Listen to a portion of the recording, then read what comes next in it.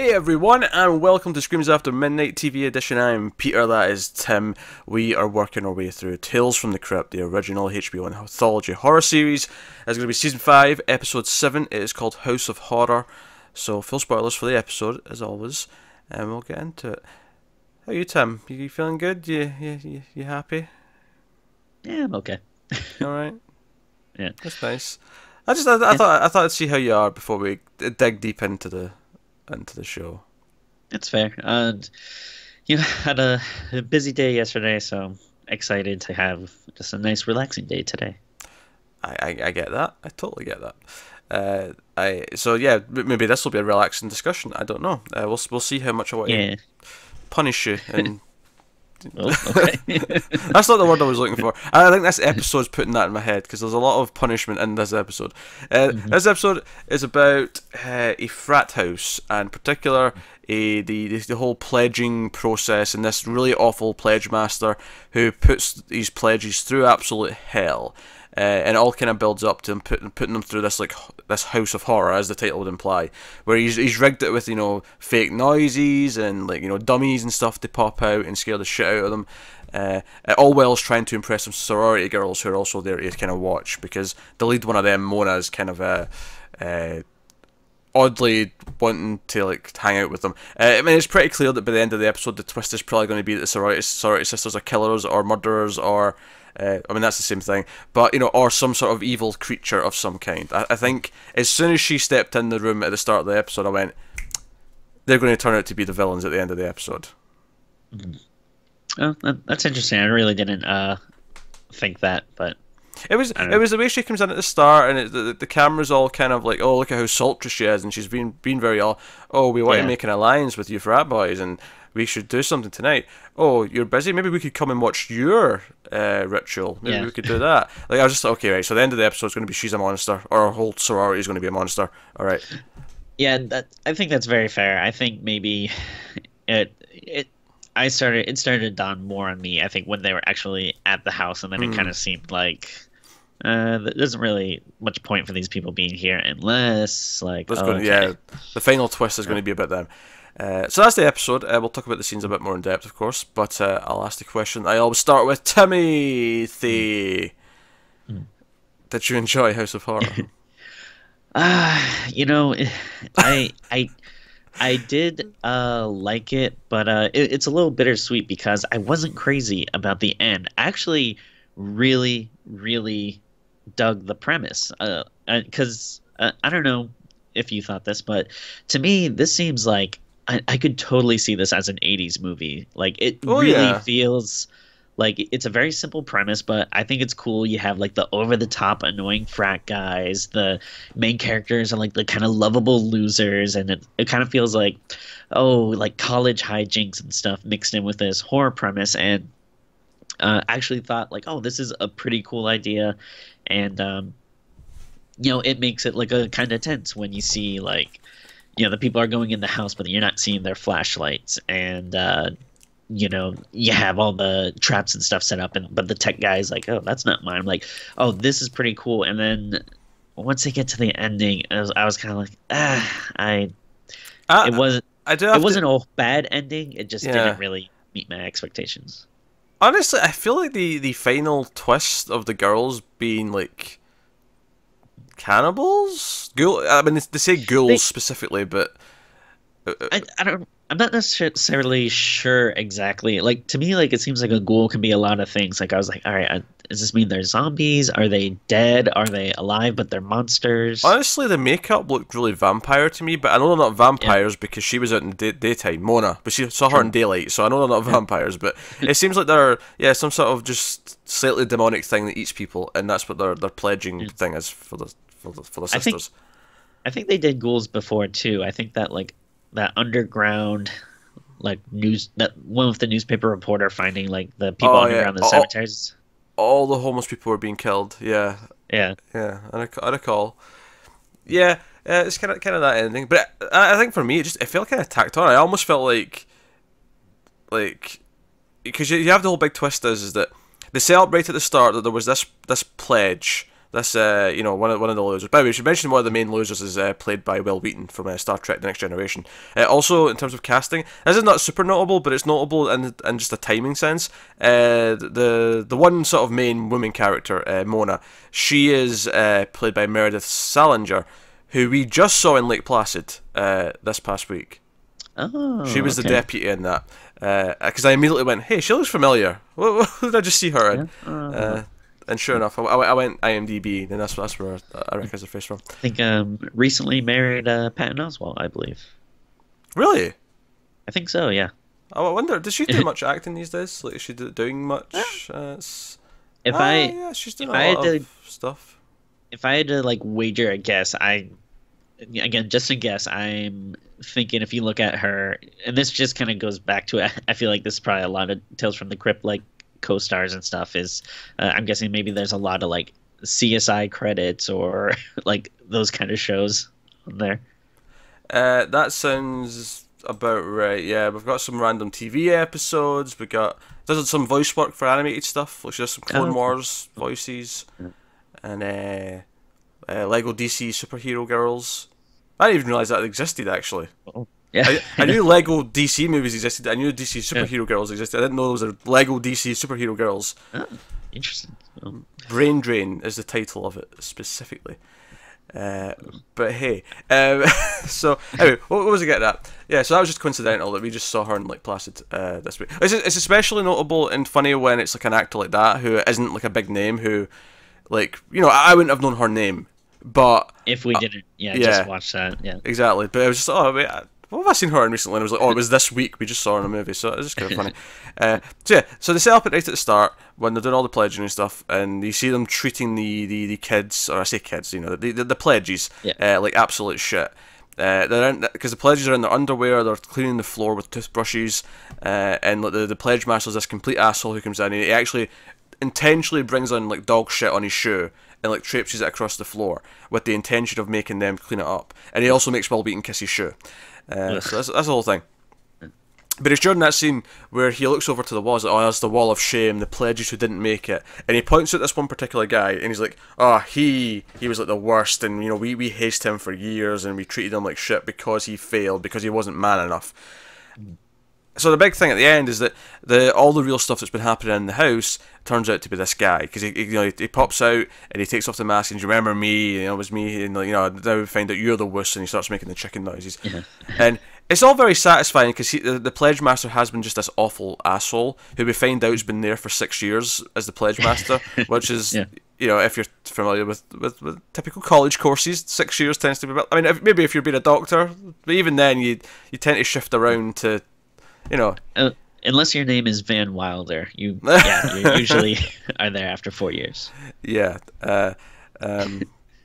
but yeah, so that's so that's satisfying. That works, and it's like okay. Yeah. Admittedly, that makes it a bit toothless as a Tales from the Crypt episode because it means nothing is actually real per se. Yeah. Now you've had some evidence up until this point that there is stuff that's real because you have the arm that comes out, and they all think, oh, it's a fake arm, haha, and it's actually a real arm.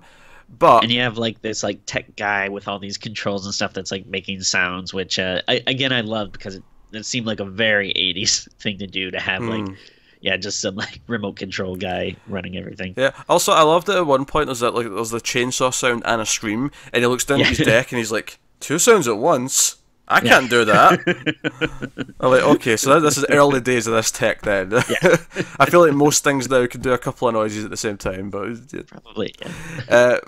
So it's all very satisfying, and then he goes up to the attic anyway to retrieve the pledges because the 2 pledges who went in first are still missing. They think they're upstairs, and they make him go up and get them, and he goes up to the attic, and that's when like all the sorority sisters show up, and they're all kind of ghoul-faced and like, we're here to eat you, blah blah blah, and that's the end of the episode.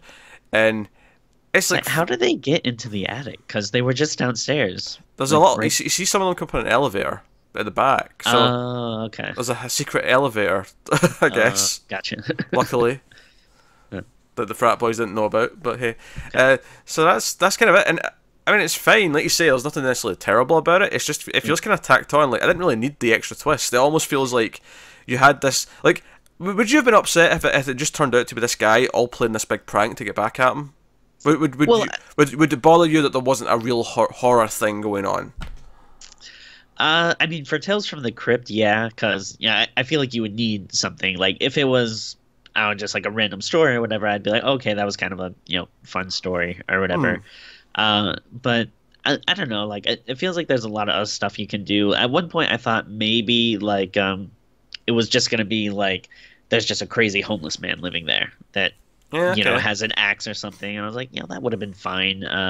Or yeah, if it does actually turn out to be haunted, that's fine too. But I feel like having this, or even if you do have that pledge guy, but now he was like so crazy for being tormented and stuff that he is actually killing people, like fine. But it feels weird to have like this twist and then a twist on it, and like in the span of a short TV show, it feels like a little tacked on. Especially since the first twist was set up and made sense and worked fairly well, and then the final little twist was like, okay, I saw it coming, because otherwise, why is the the way they play Mona's character, like, why is she there if it's not going to set up some sort of twist at the end?